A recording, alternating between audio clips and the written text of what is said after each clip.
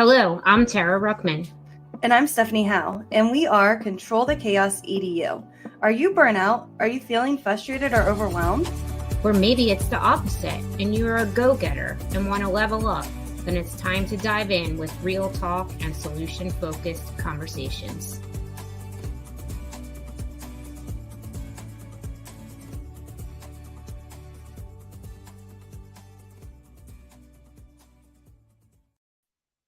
Hello, and welcome to today's Control the Chaos conversation, where we're going to be talking about project-based learning and how to use it in the classroom to kind of engage your students and to empower them. And we have a special guest today that I was so lucky to present with at ISTE on this topic. So Greta is an amazing educator, and she is just a joy to be around. She's so uplifting and she's just so encouraging. She's always learning and taking in ideas and just making them better. And it's so funny because she'll like send me something that I might have like tweeted or like said, and then she makes it like 20 times better.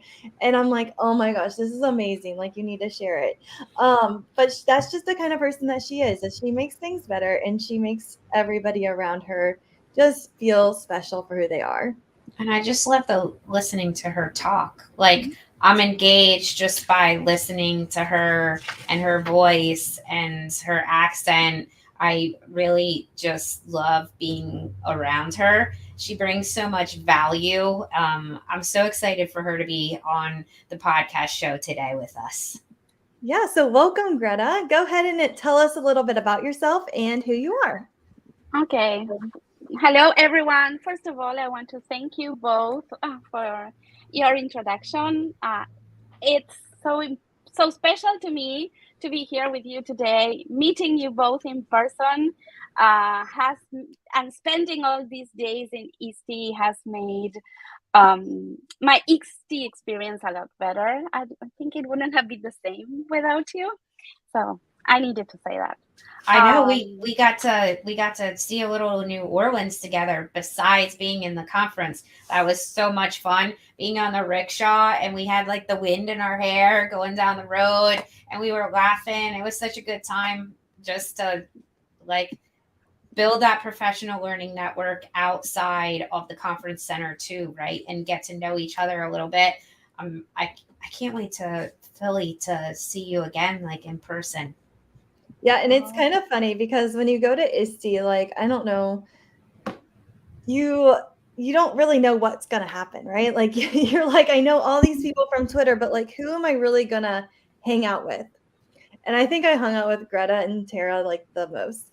Like, it was always like, okay, what are we going to do? What events are we going to go to? And it was just funny because like, typically I feel like you just kind of hop and hop, but I was like, Greta is at ISTE, like, I am spending every moment with her. Thank you. It really it made my experience so different. Like, I've been meaning to go to ISTE for years. It's not easy to get there from Argentina. The pandemic made it possible to attend online, but I don't know, being in New Orleans was totally different, and spending time with you both. And I think it's like, my biggest takeaway, the connections. That's what makes our jobs easier. We get more ideas, we refresh, and we are all ready to step back into the classroom. Yeah. And one thing that you kept sharing at ISTE was just emails or like in your learning management system, comments from your students. So share a little bit about your classroom and what it looks like. Okay, my classroom is so special. I have this thing, like, I spend a lot of time building connection with my students.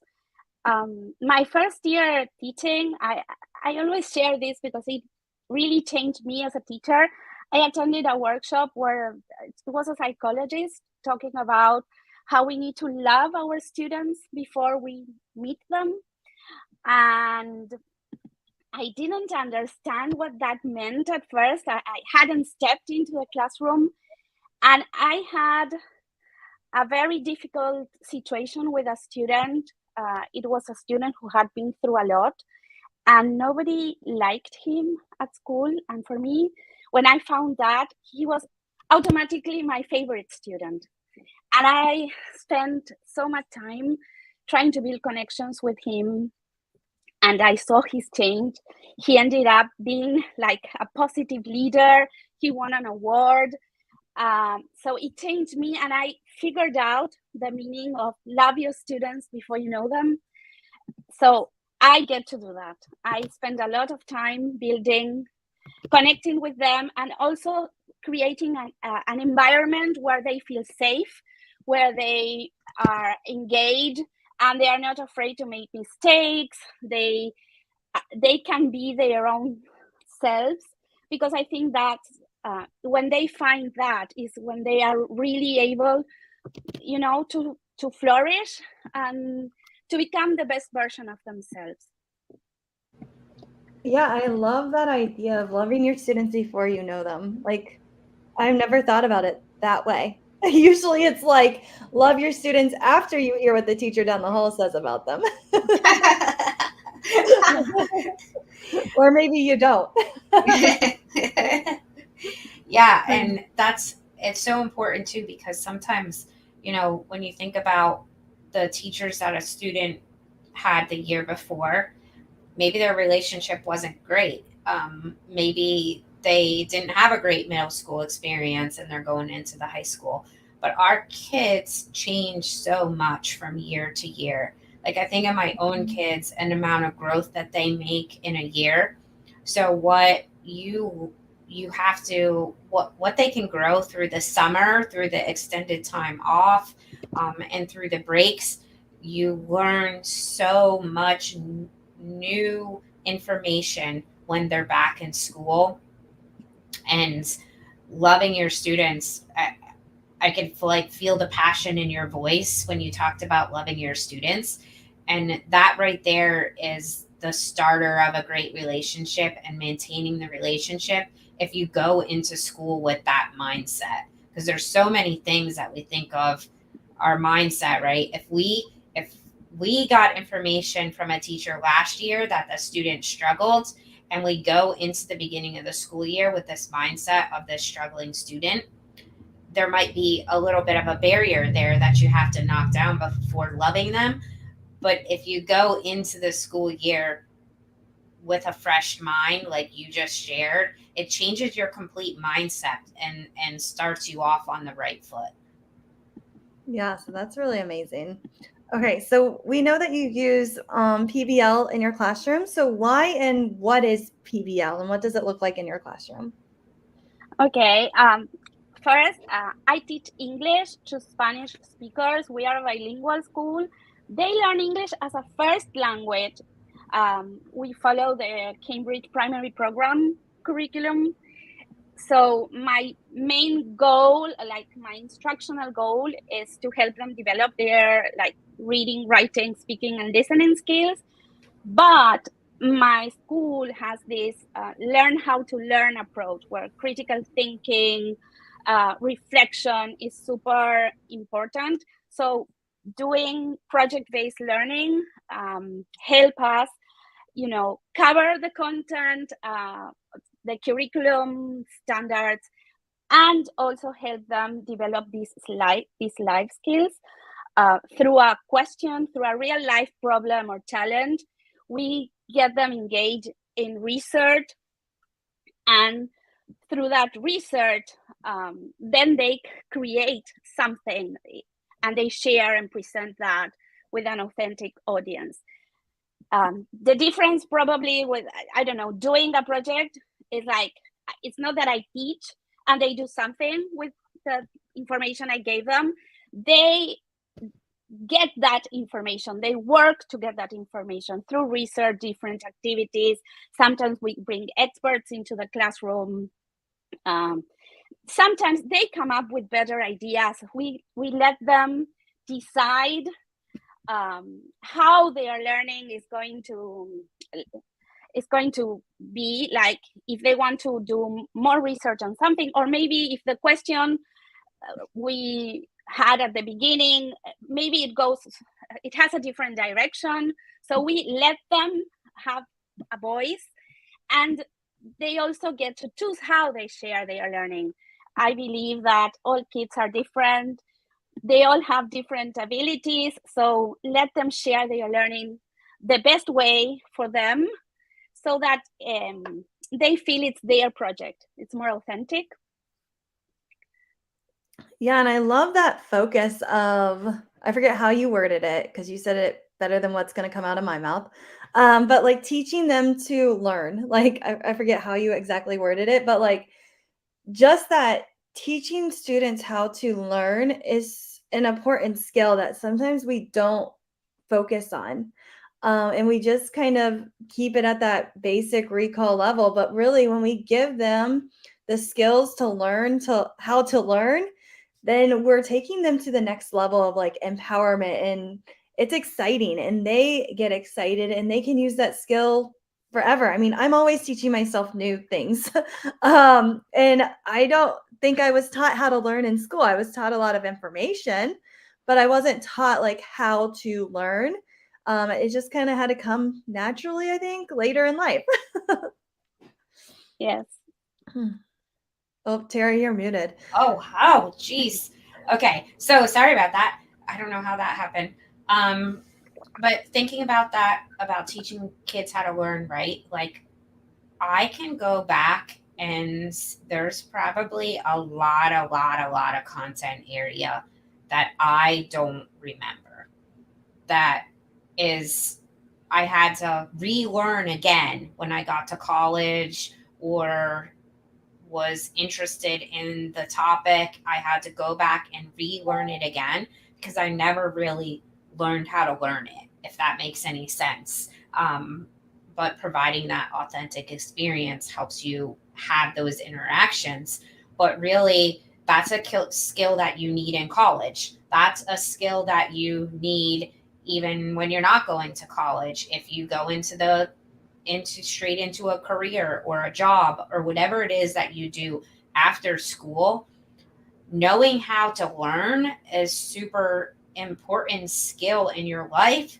And sometimes we skip that skill. We go straight to regurgitating content versus teaching the students how to learn it themselves. So that's a great point. And again, probably I didn't say anything as gracefully as you said it. I know, she said it perfectly. I know. I'm gonna have to like re-listen. You're too nice. To No, but I think it's really important because I don't know, we have the content we need. I don't know if I need to go over something that happened in history. Like I have my cell phone, kids have their devices. So we need to teach them how to go about the information, what information is, or how to decide if some source is credible or not, how to collaborate, work in groups. There are so many things we need to help them develop rather than learning them. So I really like working this way, and I notice that kids do too. They get really engaged and they put so much into their projects and the way they do research and the way they decide if their sources are credible or not. Like everything they do is they do it so passionately that you realize that this is the way to go whenever they get to present or share their public products. Or it's amazing. Sometimes just like we are doing a reflection piece and they need to, for example, I love one that is called rock paper scissors, like where they have to decide what's the rock, the hardest part, then the scissors, what they want to cut out, and paper, what they would like to write down because it's super important and they want to remember. And they even design some amazing videos or presentations just for a little reflection piece. I don't want to say little because it's so big reflecting, but they put so much of them into the whole project, not just the final outcome. So, when you think about all of this and you start PBL in the classroom, how has PBL helped you develop relationships in your classroom? Okay, first, like there's, as I said at the beginning, like I work really hard to get to know my students, to connect with them, but I also feel it's important that they feel safe. So even there's like when I get them to work in groups, there's a whole like a whole system behind it, the way we get them in groups. Sometimes they choose groups based on their abilities. Sometimes I get them to give me a list privately of 3 people they would like to work with, and I try to, if I decide to make the groups myself, I try to have them with one of those people, and that gives me a lot of information if somebody is being left out, who the popular one is. Like I get a lot of data from that. So even the grouping helps me, because if they are happy and comfortable in a group, they can be their best. They start working differently, and they put all these skills into practice as they are doing PBL. So I get to see like the real them. It's different if I am teaching in front of the classroom and sharing content. I don't get to see them interact. I don't get to see what's really going on. So PBL helps me walk around, spending time with them. Also, there's lots of moments for feedback when I get together with them in small groups, sometimes one-to-one. So all these valuable moments get me to, or help me get them to know them better. And it also helps me like have deeper relationships with them. Yeah, I think that's huge. Those relationships that you're able to build with your students. And diversity is really popular and becoming like a forefront for students. So how do you share maybe diversity from your different students and their perspectives to make it like a safe space in that classroom when it does come to these projects? Okay, I use a lot the UDL framework. Like I try to provide access to different materials in a way where everybody can understand, either if it's a video or text, like everything has to be there for everyone. And I help them like I walk around and try to support them as they are engaged in their research or reading or doing their reflections. I don't like getting them to present, for example, if they are not ready. So walking around them is really important for me. So I really see where they are, and I would never ask them to do something I know they are not ready for. Even when it's the moment of sharing their work, they get to choose how. Like if you're not ready for a live presentation, okay, you can do a video or you can write it. Like there's always choice in how they are going to share their learning. So I think that helps them feel safe. So I think that is super important. And also we do lots of projects connected with SDGs. So I get them to interact with different realities and get them involved with different cultures. We do a lot of, we connect our classroom a lot with other countries. And that helps them, understand that we are all different. We have many things in common, but we are all different. And they start celebrating differences and acceptance. I think it's super important. They start developing empathy. So all these things help them in the classroom, and it also helps me as a teacher to connect with them probably more deeply.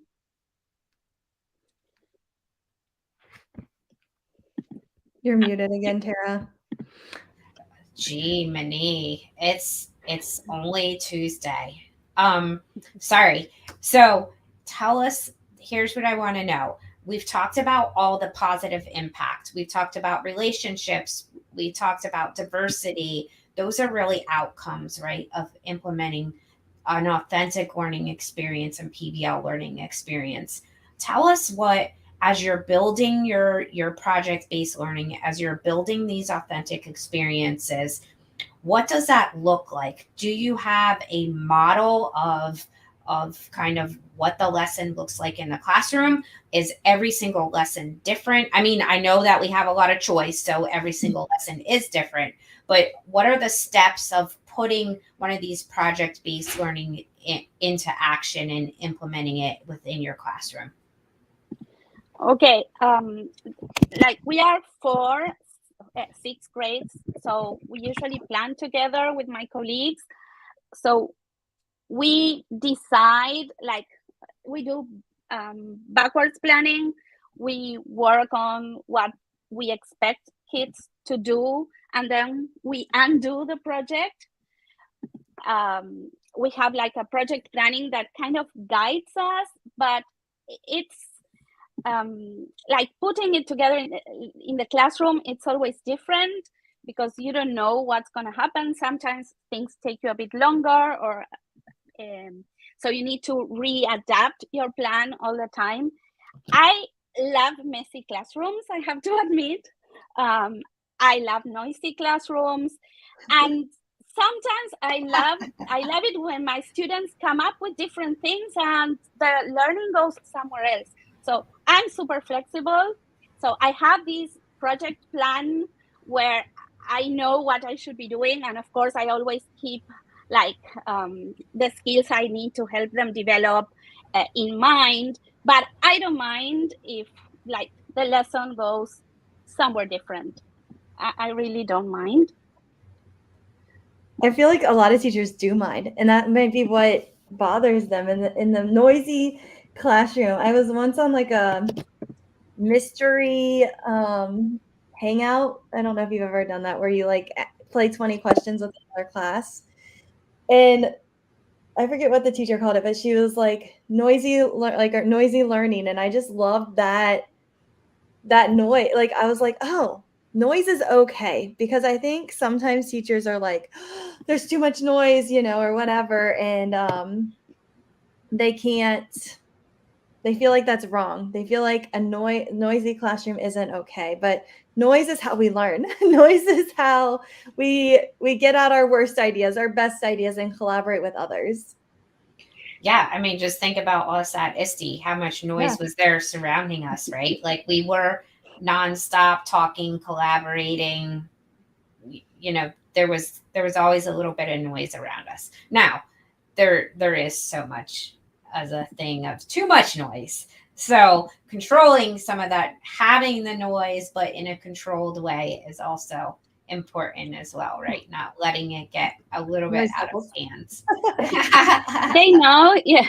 We do, like at the beginning of the year, like we have some sort of agreements, but we come up with our definition of fun. I mean, first of all, like we need to teach them that fun isn't, I don't know, watching Netflix, playing PlayStation games, but it's like how I'm going to enjoy learning in my classroom. Mm-hmm. So once they understand that that is the concept of fun, we get them to work in groups and come up with their own definition of fun. What things are important for them in order to feel safe and have a good time while learning. So it's funny because they come up with things like, if I make a mistake, it's okay. I need to pay attention. Like they know, but funny things, like for example, one group said, we want music. Others said, I want to be able to go outside. We have a big hallway where like there are some tables and many kids like to sit there and work there. So as I get to see all the different definition of fun, we get together. We have this like circle time. We have a space where we deal with all the social emotional learning. So during circle time, I get them to share their definition of fun, and then we come up with one together as a class. And it's fun because we have like some hashtags like epic fails. Instead of feedback, we came up with feed forward. So every time I say I'm going to give you feedback, it's like, no, Greta, feed forward. It's like, so it's really embedded in our classroom. So I think that helps me control, like if they get too chatty or if somebody is not into their task. Always going back to the definition of fun helps a lot. I love. Oh, you're muted. I know. Are you clicking something? Listen, I was unmuted and I clicked mute. That was because I had people in the house that time. My daughter walked in, my husband was walking out. So that time I muted on purpose. But anyway, how do you mute yourself in a podcast, right? Only me would do that. So now I forget where I was going with that. Oh, the definition of fun. I love see, this is how my mind works. I love that you defined fun in your classroom. I have never done that before. So now I'm like rolling with ideas. Okay, yeah, that is something that we have to do. We have to teach students what academic fun looks like. How can we describe that? Because if we know more about what they see as fun, then we're able to use that as a guide for some of our lessons. So if they think of fun as being more project based, then yeah, why wouldn't we want to add more project based learning into our curriculum? Because if they're going to buy into it, then they're going to learn more. They're going to engage more. They're going to comprehend more because they're going to have that hands-on experience. If they see the definition of fun as I get to click in and out of some educational videos, then maybe the part of learning that or teaching that we do is we create some more videos because students are engaged in more video type of learning. So that description there really can help guide some of your lessons too by just a simple circle time of what do you describe. Let's define fun together. Let's really nail that down at the beginning of the year and then maybe revisiting it in the middle of the year. Okay, so this first quarter of the year, let's sit down and look at how we described fun and talk about that again, and maybe our description has changed, so that might guide some of our project learning as well. Yes, for example, this group that talked about music, when we had like this moment where we all shared, like they said, yes, music. So it's okay, let's have a collaborative playlist. So they started adding their music there, but for me, it was a great teaching moment. Okay, you songs only in English. You need to make sure that the lyrics are okay for school. So everything, like I really listen to them and their needs, but I always try, to make everything a teachable moment. And for example, we had some issues during recess, and we did a design thinking project on how might we better use the playground. And some kids came up with their definition of fun for the playground. So it's something that it's there, and I realize it helps them and it also helps me. But I was really surprised when they came up with a definition of fun for the playground. So I think it's something that we all need to work on. And I remember Rita Kulata talking about the joy in learning. So I think it's a great way of starting, to bring back joy into the classrooms. 100%. 100% bringing joy back into the classroom. So right now, I'm going to have to go back into the show notes that I started that we're going to post, and I'm going to have to add fun in there, because what started as project-based learning, we started to then talk about social emotional stuff with talking about fun. So this conversation took a complete 360 left, right, and different types of turns, and I love it so much because this is how we talk and this is how we collaborate. Project-based learning, now we're talking about fun, now we're like, it's so much. There's so much that I love when we get to talk and collaborate with you, because our conversations, one leads right into a next conversation, which leads into a next conversation, and we just keep feeding off of each other. This is what I love about getting to talk with Greta. Yeah, she's a great educator. So Greta, how can our listeners connect with you? Well, I'm on Twitter. I'm at Gret on Twitter. I'm also on Instagram. It's private account, but it's mainly because of the kids at school and not because I share private content. I'm Greta Sandler on Instagram.